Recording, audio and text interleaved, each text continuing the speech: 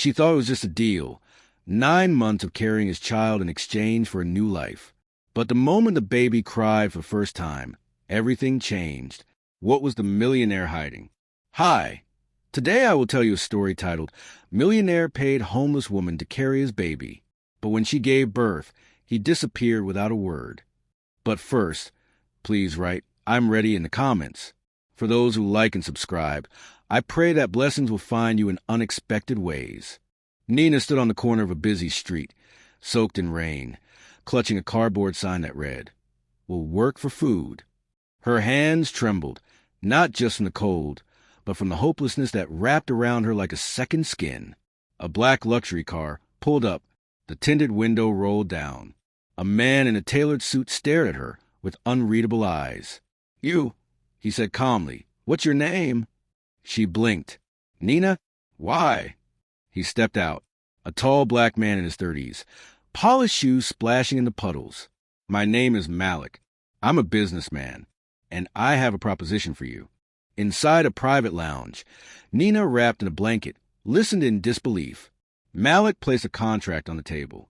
"I want a child, but I don't want marriage, nor a relationship. Just your womb for 9 months. You'll be well taken care of. $1 million upon successful delivery. Half now, half later." Nina's eyes welled up. "Why me? You have nothing to lose. And I want someone who won't get emotionally attached." Her hand trembled as she picked up the pen. Weeks passed. Nina lived in a luxurious apartment.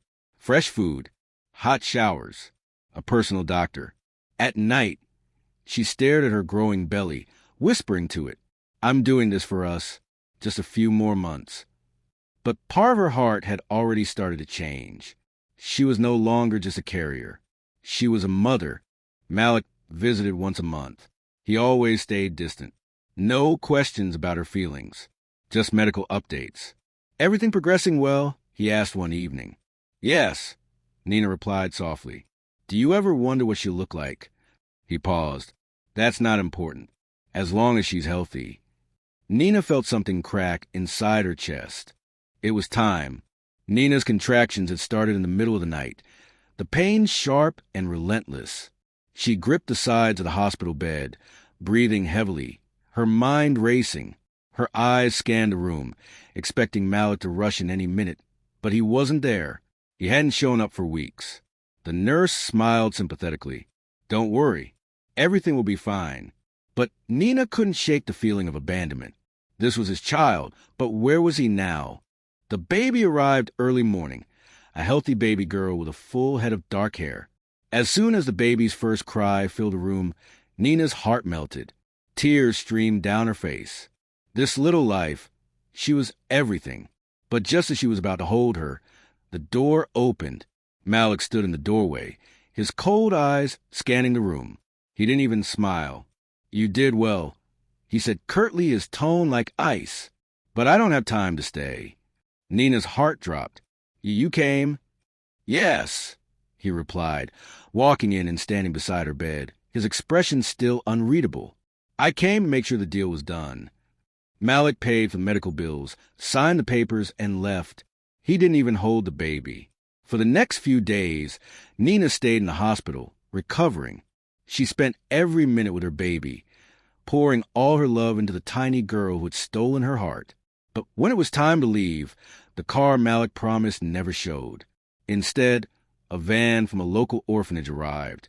"They're here to take you and the baby," the nurse said gently. "It's standard procedure with high-profile cases like yours." "No," Nina gasped, her chest tightening. Malik said. The nurse shook her head. "He's gone, Nina. He's already left the country." Weeks passed, but Malik's absence remained like a shadow over Nina. One day, while cleaning up her apartment, she found something hidden inside a drawer, a letter from Malik. It was short, just a few lines. "The baby's future is set. You will never see her again. The money is yours. This is for the best." Nina's heart shattered as she read the words.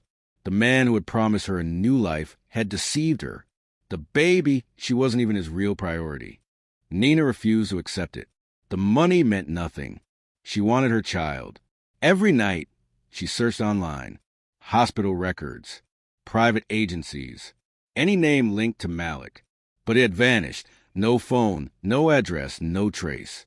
She stood outside the hospital one night, staring at the building, holding her daughter's hospital bracelet tight in her hand.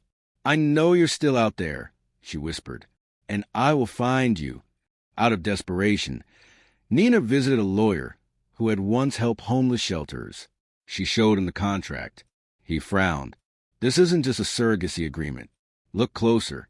Nina's eyes scanned the fine print. Hidden under vague terms were clauses that transferred full custody to an unregistered private foundation, Malik's foundation.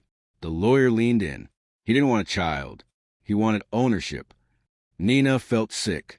Ownership? Of what? The lawyer hesitated. "I think your baby is more valuable than you realize." Nina traced the foundation's name to a controversial medical lab known for gene editing research. It had been shut down years ago due to ethical violations. Her mind raced. Was Malik using her to create a genetically unique child? Was my daughter just an experiment? She remembered how he always asked about health updates, but never about the baby's feelings or her own. The pieces began to connect, and Nina's stomach turned. This was never about fatherhood. It was about creating something. Or someone. That night, Nina made her decision. She didn't care how powerful Malik was. She didn't care about the contract. She would expose him. She looked at the tiny photo of her newborn, taken secretly in the hospital.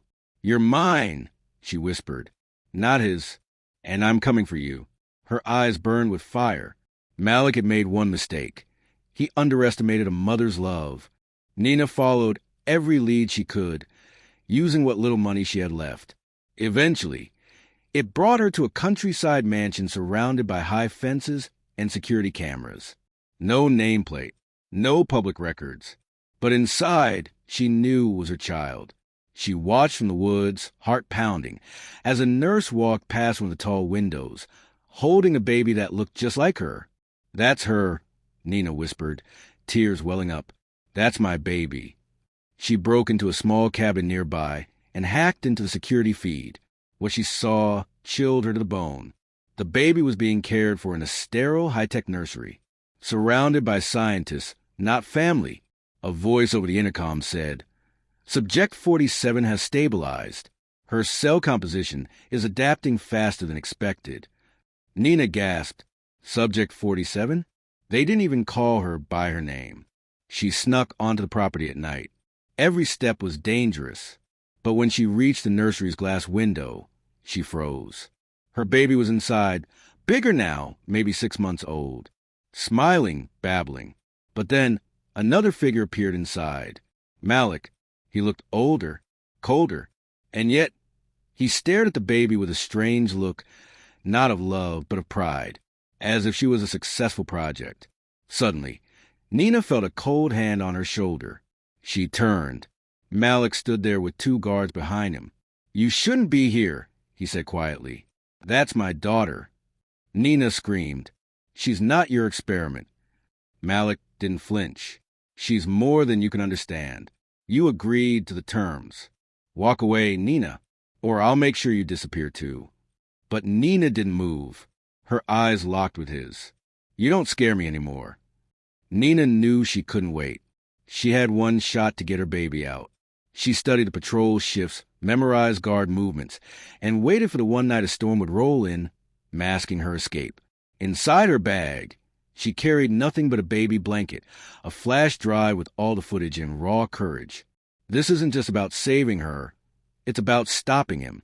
She slipped inside during a power flicker, silently disabling the nursery door. Her hands shook as she lifted the baby from a crib. The girl blinked sleepily, then smiled. That moment, Nina broke. Silent tears flowed as she held her baby for the first time in months. "Mommy's here," she whispered. "I'm never letting you go again." Just as she reached the back exit, alarms exploded through the air. "Subject has been removed," a voice barked over the speakers. Guards flooded the compound. Nina ran into the woods, branches slashing her skin. Baby pressed to her chest. Behind her, flashlights, dogs, shouting. But she didn't stop. After hours of running, Nina reached an abandoned barn far from the city. Exhausted, soaked, and shivering, she curled around her baby in the hay. But from the trees outside, a man watched. Not Malik, someone else. He spoke softly into a headset. We found her, the mother and the child, awaiting further instructions. The next morning, sunlight broke through the gaps in the barn walls. Nina stirred slowly, her body aching from the escape. Her baby girl was still asleep in her arms, breathing softly. But as Nina sat up, her eyes caught movement. A man stood at the doorway, hands raised in peace. He was tall, dressed in a long coat, and wore no badge or uniform, just calm eyes and a quiet presence. I'm not here to hurt you, he said, but I know what Malik did. Nina's heart pounded. Who are you? My name is Dr. Ellis. I used to work for him until I realized what he was doing. He stepped forward slowly, pulling a USB drive from his coat. This is everything. Records, tests, audio of his private meetings. Your daughter was part of a genetic prototype. Malik wanted to create children immune to disease, stronger than average, smarter. She's not the only one. Nina clutched her baby closer. You're saying there are more? Dr. Ellis nodded. But she was the first success. That's why he's so obsessed with her. Nina's voice shook. Why are you helping me? Because I helped create the program. And I've lived with that guilt every day. For a moment, silence hung between them. Then Nina stood up. Then help me finish this. That night, they made a plan. Dr. Ellis had contact in the press, underground media, and one brave government agent who had tried to shut Malik down years ago. If we leak this, he warned, Malik will burn, but so will everyone connected to him. I don't care, Nina said firmly. I just want her safe. The next few days, Nina moved in secrecy, changing motels, using false names, staying low, but Malik was hunting her. One afternoon, she received a message on a burner phone. You have no idea what you've stolen from me. She knew he was close. She looked down at her daughter, who was now giggling at the sound of her own name, Hope. That's what Nina had named her, because that's what she had left. The final scene of the chapter ended with Nina stepping into a small recording studio with Dr. Ellis beside her. A camera blinked red. She looked straight into the lens. My name is Nina, and this is the truth they tried to bury. The confession video went live at midnight. Nina's face appeared on screens across the internet, her voice steady, her story raw. She revealed everything, how Malik paid her, how he took her baby, the secret facility, the illegal experiments. Then Dr. Ellis appeared beside her, confirming it all, showing the medical files, the footage, the contracts. By sunrise, it had gone viral. The world exploded. News channels picked it up. Hashtags trended globally. Protesters gathered outside Malik's corporate headquarters. Demand for justice surged like wildfire. But for Nina, it was just the beginning. That same morning, her motel door was kicked in. She escaped to the back with nothing but her baby and a small backpack. Gunshots rang out behind her. Dr. Ellis wasn't so lucky. He had stayed behind to stall them. By the time Nina reached the safe house, Ellis was gone. She cried silently that night. Another good person destroyed by Malik's power. But now the world knew. Malik responded 3 days later with a press conference. Clean suit, cold voice. These are false accusations by a troubled individual. We are cooperating fully with authorities. But his eyes told a different story. They were full of rage. Nina watched from a hidden location, rocking Hope gently. Let him lie, she whispered. He won't win. The pressure mounted fast. Whistleblowers began to step forward. Former employees, lab assistants, even a nurse who had cared for Hope in the early weeks. They all said the same thing. Nina was telling the truth. Malik's foundation began to collapse. Investors pulled out. Politicians distanced themselves. International human rights groups launched full investigations. But just when it seemed he was cornered, Malik disappeared, vanished without a trace. Nina sat in silence when she heard the news. She didn't cry. She didn't scream. She just held Hope closer, because she knew This wasn't over. 6 months passed. Nina lived under a new name in a quiet coastal town, far from chaos. Hope was growing fast, laughing, walking, speaking her first words. For a while, it felt like peace had finally found them. The government had offered her protection under a witness relocation program, a small apartment, new documents, a safe routine. But deep down, Nina knew peace was temporary. Malik was still out there. Every creak in the hallway, every knock on the door, it all made her heart race. Then one morning, while walking through the local market, she saw him, not Malik, but a man in a black coat, standing too still, watching her from across the stalls. When she turned to look again, he was gone. That night, she checked her door 3 times before bed. She barely slept. The next day, an envelope arrived at her doorstep. No return address. Inside, a single photo. It was Hope, taken from outside her bedroom window. Nina dropped the picture, panic flooding her chest. He had found them. She packed that same night, stuffing only essentials into her car. She held Hope close and drove until the gas ran low. There was no destination, just away from the past, away from Malik's reach. But when she stopped at a gas station to refuel, the cashier looked at her a little too long. "Name?" he asked casually. She hesitated. "Sarah." He smiled. "Right, Sarah." Nina's blood ran cold. She left the gas station without finishing the fill-up. She drove all night.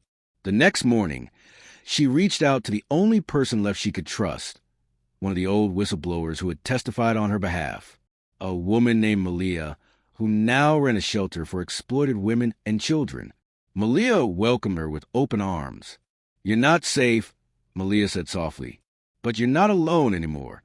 For the first time in months, Nina allowed herself to cry. She wasn't running this time. She was going to fight. She was going to protect Hope, no matter what it cost. Malia's shelter felt like a haven, a converted church at the edge of a small mountain town, surrounded by thick forest and silence. For a few weeks, Nina breathed easier. Hope played with other children. She even laughed again. Malia gave her a private room and a sense of belonging. Together, they worked on legal documents to try to restore Nina's custody officially and protect Hope from future threats. But the peace didn't last. One evening, Nina returned from the nearby clinic with Hope in her arms. As she stepped inside the shelter, something felt wrong. Too quiet. The lights were on, but no one was around. She walked slowly through the hallway, her footsteps echoing off the stone floor. "Malia?" she called out. No answer. She entered the main hall and froze. The staff were all sitting in silence, eyes wide, guarded by 2 men in suits. Malia stood at the front, hands behind her back. Then Malik stepped out from the shadows. Older, colder, but smiling. "I missed you," he said, voice like venom. "And look at her. She's perfect." Nina backed away, clutching Hope tightly. How could you? Malia lowered her head. "I'm sorry," she whispered. "They threatened my family." Nina's body shook, but her voice was steady. "You won't take her." "I already have," Malik replied. "You think this is about custody? This is about legacy. Hope is the future." He motioned to his men. "Take her." Nina turned and ran. Down the hall, up the stairs, into the old bell tower. She barricaded the door with a chair, panting, heart pounding. Hope whimpered in her arms. She looked down through the tower's broken window. There was a ledge, narrow, but maybe wide enough. She had no choice. With one hand gripping the wall, and the other holding her child, Nina stepped onto the ledge. Below, a drop into thick brush and darkness. Behind her, the door cracked. Footsteps rushed in. She looked down at Hope, kissed her forehead, and whispered, "Hold on." Then she jumped. Branches tore at Nina's skin as she fell. Her arms locked tight around Hope. They crashed through thick brush and landed hard in a ravine below. Pain exploded through her side, but she didn't let go of her baby. Hope cried, but she was alive. Somehow they had survived. Nina pushed herself up, blood on her forehead, ribs aching with every breath. She looked up at the steep wall they'd fallen from. No movement yet. She had minutes, maybe seconds. She limped through the undergrowth, following the sound of a stream. Her plan was simple: get far enough, fast enough, then find help. But the forest was dense, and her vision blurred from the fall. Still, she pressed on. Hours passed. Finally, she saw headlights through the trees. A ranger station. She banged on the door, screaming for help. A man opened it, startled by the sight of her, bloodied, exhausted, baby in hand. He called an ambulance. At the hospital, Nina barely stayed awake. Nurses rushed Hope into pediatric care, while doctors patched her up. She drifted in and out of consciousness. But when she woke the next morning, there was a woman standing at the foot of her bed. Not a nurse, not law enforcement.